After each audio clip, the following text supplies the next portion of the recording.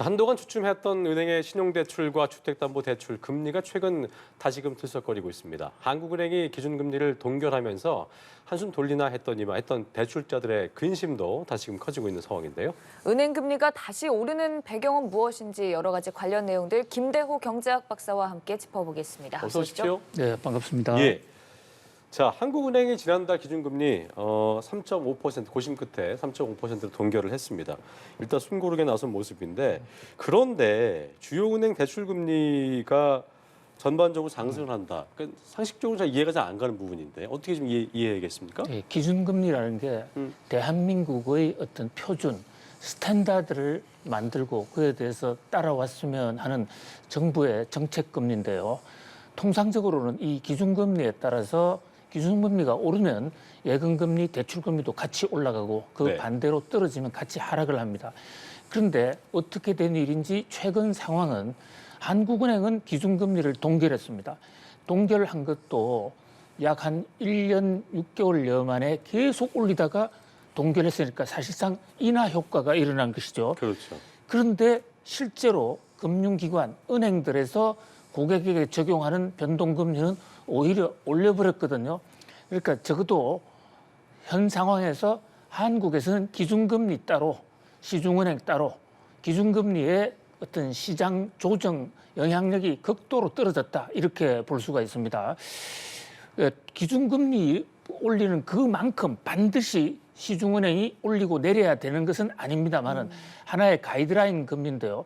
우리나라는 이 2010년부터 이명박 정부 시절인데 그 당시부터 콜 금리 제도를 포기하고 은행들의 수지 개선을 위해서 이른바 코픽스 금리라는 것을 도입을 했어요. 코픽스 금리에 따라서 대출 금리를 결정한단 말이죠. 그런데 코픽스 금리 안에 들어가 있는 가장 큰 게 금융채입니다. 그러니까 한국은행하고는 거래 관계가 없는 시중 증권시장, 채권시장에서 자금을 조달할 때, 채권 자금을 조달할 때 그때 적용되는 금리인데 최근에 이 회사채 금리, 채권 금리가 좀 올라갔습니다. 그러니까 이것은 우리 요인보다는 미국에서 경제 지표가 좀 지나치게 좋게 나오면서 예. 금리를 인상하지 않을까 이런 요인들. 그다음에 또 하나는 부동산 이 프로젝트 파이낸싱 부분에서 부동산 업체들이 부도를 면하기 위해서 돈을 좀 끌어다 썼고요. 최근에 LG전자 같은 대기업에서도 미래의 부도 가능성을 생각해서 돈을 좀 휩쓸어 갔습니다. 그러다 보니까 금융채 금리가 올랐거든요. 사실 금융채 금리 오른 거하고는 일반 대출 고객하고는 거의 상관관계가 없습니다. 그런데 바로 코픽스 안에 금융채가 들어가 있고 그 금융채 금리가 올랐다는 이유로 은행들이 이렇게 대출 금리를 올려버리는 것이죠. 한동안은 금융당국이 대출 금리 좀 내려라라는 무언의 압박을 상당히 했습니다만은 은행들 입장에서 이렇게 틈만 나면 다시 올리게 되는 더더군다나 이것은 금융채는 사실상 담합이기 때문에요. 이 원가가 결정돼 있는데 원가가 높으면 대출 금리를 그대로 높일 수 있는 이런 제도 때문에 은행들이 이 금융채 조달 금리를 낮출 노력을 하지 않는 겁니다. 왜냐하면 금융채가 10% 높으면 거기다가 플러스 가상금리 하면 우리는 15% 받으면 된다. 이게 바로 우리나라 현재 은행들이 그야말로 갑질을 하고 있고 고객들한테 횡포를 하는 거다. 그런 면에서 은행들의 행태도 문제지만은 자동적으로 땅 짓고 헤엄치기 할 수 있는 이런 시스템을 만들어 놓은 금융당국의 책임도 크다 이렇게 하겠습니다. 사실 기존에 우리가 생각했던 것과 조금 다르게 기준금리랑 대출금리가 이렇게 좀 따로 놀게 되는 현상이 이어지고 있다 보니 좀 분석을 해주셨는데 이렇게 되면 어떻게 앞으로 이어질까요? 좀 전망을 하면 좋을 것 같습니다. 그렇습니다. 현재 한국은행의 기준금리는 시장의 영향이 상당히 간접적인 것밖에 없고요. 결국은 채권 시장에서 증권 시장에서 자금이 남아돌면 이 가계 대출 금리가 좀 떨어질 것이고 이게 모자라면 금리가 더 올라가는데요. 지금 채권 시장에서 금리가 하락할 요인보다는 금리가 상승할 요인이 훨씬 더 많습니다. 왜냐하면 지금 미국에서의 긴축 속도가 생각보다 지금 덜 빨리 늦추어질 것 같고 거기다가 기업의 자금난을 겪는 기업들이 많거든요.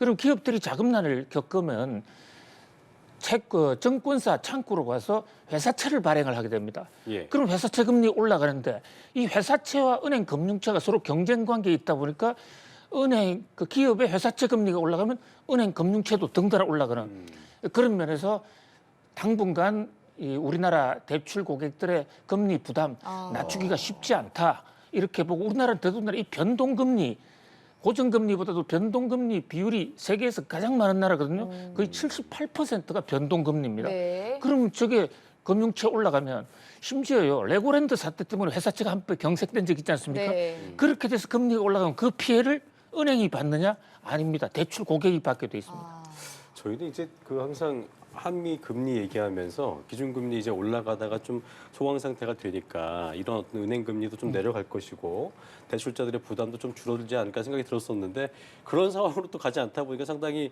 많은 대출자분도 그렇고 상당히 좀 은행 고객들이 좀 마음이 어렵은 상황이 이어질 수도 있겠네요. 계속. 그렇습니다. 정부가 특단의 대책을 세우지 않는 한 이를테면 코픽스에 그냥 연동시키는 예. 매우 쉬운 방식의 저 땅짓고 헤엄치기 방식을 없애지 않는 한은요.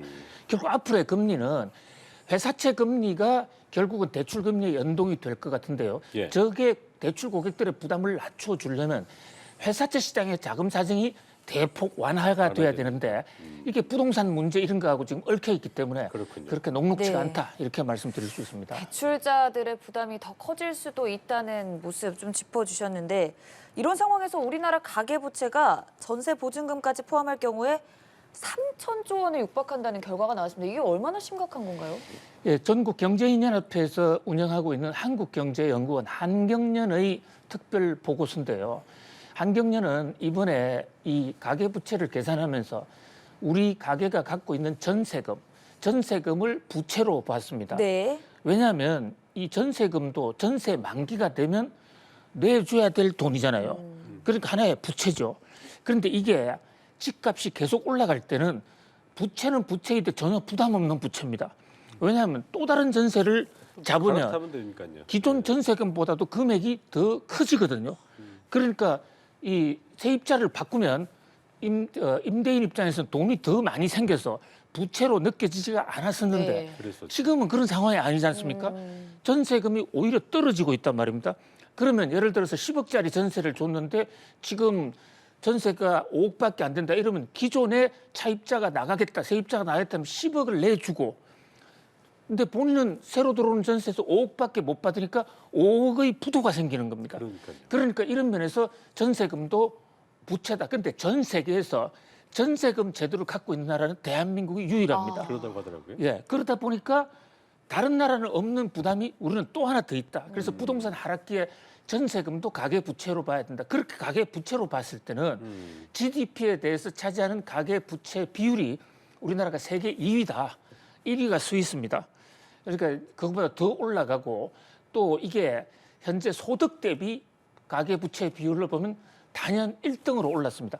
그만큼 우리나라는 가계부채가 취약하기 때문에 바로 그런 점에서 대출금리가 올랐을 때 충격이 상당히 크고 특히 우리 영끌 투자한 20대, 30대들이 지난 5년간 상당수 집을 많이 샀기 때문에 그분들의 지금 금리 부담이 상당히 크다 이렇게 볼 수 있겠습니다. 네. 어쨌든 보면은 지금 뭐 이거 부동산 문제 때문에도 더 그럴 수 있는 부분인데 규제권 밖에 고금리 대출도 오히려 증가를 하고 있다 이런 지적도 나오고 있더라고요. 그러니까 이제 가계부채가 언제든지 우리 경제의 어떤 뇌관이 될 수 있는 상황이기 때문에 어떤 항상 강조해 주십니다만 자산시장도 연착륙이 돼야 되기 때문에 정부 입장에서 좀 뭐 대안을 마련해야 될 것 같은데 어떤 부분이 좀 중요하다고 볼 수 있을까요? 그 제일 안타까운 것은 이렇게 고금리 시대가 예측이 됐음에도 불구하고 수년 전부터 정부가 변동금리 비율을 좀 올리는 노력을 게을리한 그런 금융당국의 실수가 있고요. 또 각 개인들도 우리 연합 뉴스를 통해서도 금리가 올라갈 것을 많이 예고하지 않았습니까? 그런데도 그냥 여전히 변동금리로 대출을 받은 사람들이 많다. 이제 이런 사람들의 피해가 큰데 그렇다고 이것을 갖다가 뭐 완전히 한꺼번에 부채를 탕감하거나 이자를 낮춰주는 것도 한도가 있는 것이거든요. 아주 취약계층은 그럴 수밖에 없지만 그래서 결과적으로 정부가 할 수 있는 가장 중요한 그 정책은 경제가 어떤 이 하드랜딩하지 않도록 경제가 금리가 오르더라도 서서히 오르고 또 경제 부동산 가격이 떨어지더라도 좀 서서히 떨어지는 그런 어떤 소프트 랜딩 전략, 이것을 스무딩 전략이라고 그러는데요. 경제가 충격받지 않도록 해줘야 결국은 가계부채 충격도 가장 최소한으로 줄일 수가 있지 않냐. 가장 중요한 것은 그렇게 함으로써 빨리 경기를 이제 업턴으로 예. 상승 반전시키는 것이겠죠. 네, 대출을 받은 사람이나 또 전세 집을 내준 집주인이나 여러모로 좀 부담이 큰 상황 짚어보고 그렇습니다. 있는데요. 이런 상황에서 취업자 수도 지난해에는 전년보다 82만 명 증가했지만 앞으로 5년간 연평균 증가폭은 좀 적을 것이다라는 전망이 나왔습니다. 이건 왜 이런 건가요? 네, 한국은행 보고서인데요. 한국은행 보고서 비교적 객관성이 높고 예. 상당히 심도가 있는 것으로 정평이 나 있습니다. 그런데 한국은행 보고서에 따르면 앞으로 정부가 웬만큼 노력을 해도 이 취업자 신규 일자리가 10만 명 정도밖에 안 늘어날 것이다. 이렇거든요. 이제 매월 기준입니다. 네. 이게 바로 지난해는 매월 80만 명 정도가 늘어났습니다. 전년 동기 대비로요. 그렇다면 8분의 1로 뚝 떨어진다라는 얘기거든요. 그런데 그 어떤 취업자 숫자의 감소의 핵심적인 이유가 어떤 기업이 사람을 덜 뽑아서가 아니라 취업할 사람이 줄어드는 인구 감소의 효과가 이제 본격적으로 나타나기 시작을 했다는 겁니다. 흔히 우리가 고용 가능 인구, 생산 가능 인구를 15세부터 보는데요. 예. 우리 인구가 감소한 벌써 15년 전부터거든요. 지금은 더 많이 감소했지만 어쨌든 이래 인구가 감소하다 보면 결국 이게 취업자가 줄어들면 세금 낼 사람이 줄어들고 국민연금 낼 사람이 줄어듭니다. 그렇게 되면 경제가 각 곳에서 어떤 균형이 무너질 수 있고 특히 중요한 것은 잠재 성장률이라는 건데요. 잠재 성장률이라는 것은 앞으로 우리가 성장할 수 있는 어떤 포텐셜을 얘기하는 겁니다. 이게 굉장히 중요해요. 윤석열 대통령 공약에 보면 저 잠재 성장률을 연평균 4% 이상 높이겠다 공약은 그렇게 돼 있습니다. 그런데 인구가 줄어들면 그 잠재 성장률이 가만히 있어도 감소하거든요. 잠재 성장률이 떨어지면 우리 성장도 안 되고 그에 따라서 노인층의 복지 비용을 젊은 층이 감당할 수도 없는 그런 심각한 어떤 구조적 문제를 야기할 수가 있다. 이 대목도 좀 서둘러 우리 사회가 좀 머리를 맞대고 해안을 내놓아야 될 것으로 그렇기 보입니다. 때문에 이제 일본의 어떤 잃어버린 20년 얘기가 참 나오고 그런 것 같은데 일단 그렇습니다. 이렇게 이런 상황에 정부가 할 수 있는 대책이랄 건 어쨌든 출산율을 높이는 것, 출산율을 장려해야 될 것이고 높이기 위해 장려해야 될 것이고 여러 대책들이 있을 텐데 끝으로 정리해 주시죠. 가장 출산율 높이는 것은 지금 출산을 해봤자 또 한 시간이 15년은 기다려야 기다려야 된단 말이죠. 되겠죠. 물론 그것도 중요합니다. 우리 미래를 위해서. 지금 당장에 필요한 것은요. 여성 인력입니다. 여성 인력에 대한 취업 기회를 대폭 늘려야 이 위기를 막을 수가 있습니다. 또 노년층 인구 중에서도 이 정년을 좀 플렉시블하게 해서 또 본인이 원하면 일할 수 있도록 해서 더할 수 있게. 잠재 성장률을 떨어뜨리지 않아야 되는 그런 데에 대해서 상당히 지금 비상등이 켜졌다 이렇게 볼 수 있습니다. 네, 참 여러모로 생각할 수 있는 시간이었습니다. 네. 지금까지 김대호 경제학 박사와 함께했습니다. 오늘 말씀 고맙습니다. 고맙습니다. 감사합니다. 예.